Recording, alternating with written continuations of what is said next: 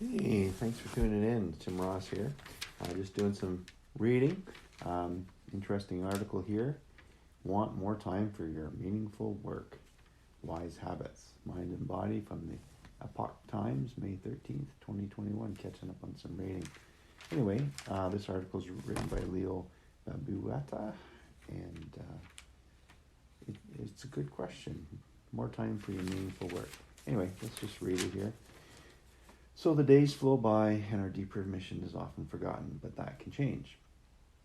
So a member of my Fearless training program has a full-time business that she loves, but it isn't the meaningful work she'd like to do in the world. She struggles with finding enough time for that meaningful work. Can you relate to this?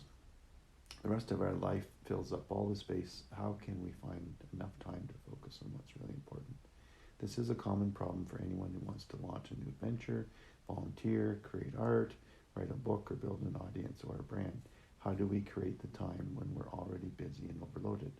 I'm going to share some ideas in this article. First, create structure for all the stuff in your life. Second, create even more space. Third, really pour yourself into it. Fourth, bring some zen to disruptions and frustrations. 5, replenish yourself. And 6, bring freedom, joy, and energy to any activity. These are all meant to address various problems we face when we're making time for our meaningful work. You can decide which ones apply to your life. Let's take a look. So, create structure in your life. Our lives can feel overwhelming with too many things to do. We have chores, small tasks, messages to answer, bills to pay, dishes to wash, people to contact, and much more. So how do we handle all this? First, it can feel overwhelming when it's a huge pile of stuff and seemingly not enough time. Second, the small stuff will overwhelm all the available space because it always feels urgent when we're feeling behind and overwhelmed. So one good answer is to create structure. Create spaces to deal with all the things in your life. Bill pay Mondays, inbox zero Tuesdays, admin Fridays, house chore party Saturdays, email and messages, happy hour, daily at 4. Morning, planning and intentions, monthly taxes day, meaningful work play time at 10 a.m. daily, and so on. You don't need these specific spaces, but your structure will be different than these. But if you have a space for all the stuff, you can relax and know that it will be taken care of at its assigned time. With structure, you can then create intentional space for your meaningful work. It can feel overwhelmingly when it's a huge pile of stuff and seemingly not enough time. Create even more space. Let's say you're so busy that you can only find 30 minutes a week for your meaningful work. That's a great start. Maybe you can create more time by bundling your emails and messages to a certain hour each day. Maybe you can free up some time by hiring a babysitter, house cleaner, or someone on Craigslist to haul away your junk for you. Someone to answer your customer service emails, or an administrative assistant to take care of routine tasks. Or maybe you can eliminate or simplify some things to create more space. Get out of commitments. Tell people no. Ask for postponements. Sometimes we can cut out distractions such as social media or video watching or news, websites, reading. If we're honest, there's a lot of wasted time in our days that can be streamlined for the sake of what's truly important. Get creative. Sometimes it takes a little time investment to simplify, but then it pays off in space in a week or two. Really pour yourself into it.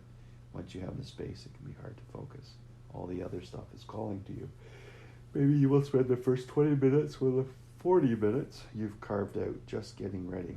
Maybe the whole focus block gets pushed back until later because you feel something else is more urgent. Create the structure to make the meaningful work happen. Sometimes it means doing it on a video call with someone else. Each of you does your meaningful work on mute for an hour. But when you're in the focus block of time, pour yourself into it. Give it your full being. Be all in. Bring some zen to disruption. Sometimes, despite our best efforts, we get disrupted. Our kid interrupts wanting to snack. Our house interrupts with their latest frustration. A message comes in to sidetracks us. And then we get frustrated or angry. And that's normal. Give yourself a breath or two and some compassion. Then let it go. Relax, breathe, and accept the interruptions. It's just a natural part of the chaos of life. It doesn't have to derail you completely. See the gift in the interruption. Find the gratitude for having this person in your life, then simply return to the meaningful task with your whole self. Replenish yourself. It can be hard to find focus when we're drained, anxious, exhausted, or feeling resigned and resentful. We just have don't have the focus or capacity to face anything. So it can be a great act of leadership to recognize this and take care of it. This is an act of generosity to yourselves and our meaningful work. Recharge your batteries, give yourself nurturing and nourishment, and replenish yourself so that you can return with a full life force. Some other ideas: get more sleep, shut down earlier, let yourself relax into deep, nourishing sleep. Get outdoors daily, go for a walk or run. Enjoy the quiet beauty of nature. Take a hot bath, drink some tea while doing nothing else, take some space. Any kind of self-care is helpful. Nap, yoga, workout, therapy, talk with a friend, get a massage, meditate. More space, more relaxing, more nourishing. So bringing freedom, joy, and energy to every activity. We can feel trapped because we're craving freedom, but our day job isn't allowing for it. We can feel drained and discouraged because our day job feels draining, stressful, and dull. So if we're honest, there's a lot of wasted time in our days that can be streamlined for the sake of what's true and important. But it doesn't have to be that way. We can bring joy and freedom to any activity, including our routine work. What would it be like to do the activity you normally experience as suffocating with a sense of freedom and joy? What if you could do the dull routine activities with vitality? What if you could be lit up in any moment you liked? This is the possibility few people allow themselves. I encourage you to explore it.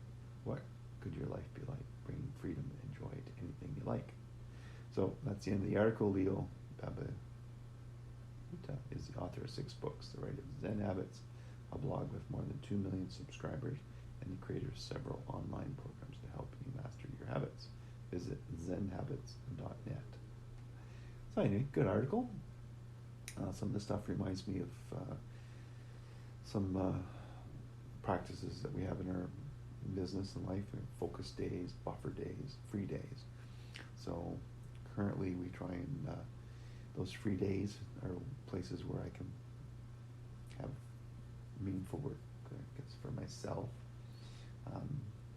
Focus on the ranch here and volunteer stuff. Buffer days are basically days where I catch up in the office. Typically, those are Mondays. Free days are Friday, Saturday, Sunday, and then focus days, Tuesday, Wednesday, Thursday. Those are 3 days I just focus on at the office and get as much as I can done. And typically those are pretty full days. And anyway, and delegating tasks, definitely working on all that sort of stuff as well.